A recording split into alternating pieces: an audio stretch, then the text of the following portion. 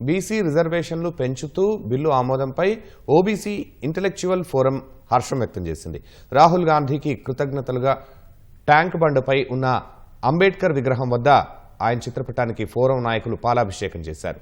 రాహుల్ గాంధీ జోడో యాత్రలో ఇచ్చిన హామీ మేరకు రాష్ట్రాల్లో కులగణనను విజయవంతం చేశారని ఫోరం జాతీయ అధ్యక్షుడు ఆళ్ల రామకృష్ణ అన్నారు. ఇది ప్రభుత్వ చిత్తశుద్ధికి నిదర్శనమన్నారు. కులగణన మాత్రమే కాకుండా కాంగ్రెస్ పార్టీ మేనిఫెస్టోలో పేర్కొన్న హామీలన్నీ అమలు చేయాలని కోరారు.